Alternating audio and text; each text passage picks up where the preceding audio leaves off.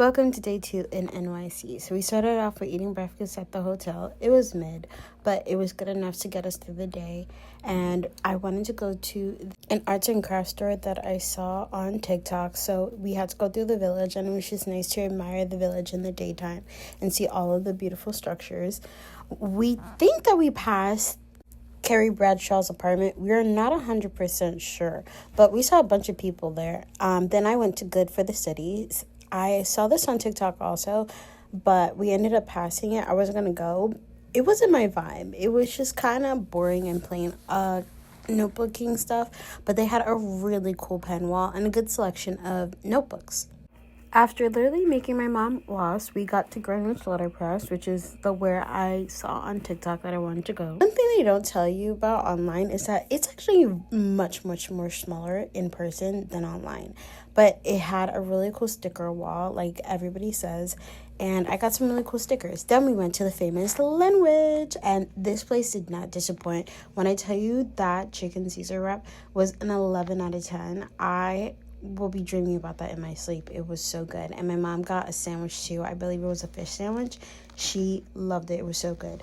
Then we realized that we were literally up the block from Union Square, one of my favorite places. They had the Union Square Market going on.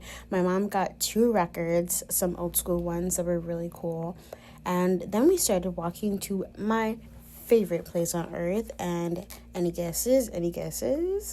The one and only Barnes & Nobles. If I don't visit this while I'm in New York, then I didn't really go to New York.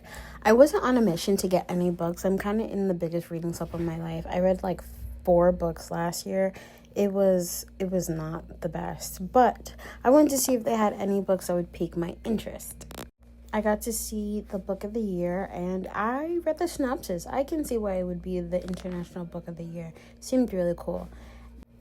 We, of course, had to walk the whole store. They had an amazing sale going on, 50% off of select hardcovers. I was so tempted to buy a couple, but then again, I only came with a carry-on and personal item. Where was I going to put it? Only God knows. They had such a cute Valentine's Day selection. I got one of their Valentine's Day bags, and literally by the time I got back downstairs, all of the bags were gone. I love that this is Romeo and Juliet themed. I love Romeo and Juliet. Then we went upstairs and we went to go see the full galore of books. And it's just walls and walls of books. My favorite place on earth. I love this. Barnes & Nobles, I wish we had one like it in Miami. I ended up just settling on 2 notebooks because I do want to journal. And those were my 2 souvenirs because I'm technically on a no-buy 2026. After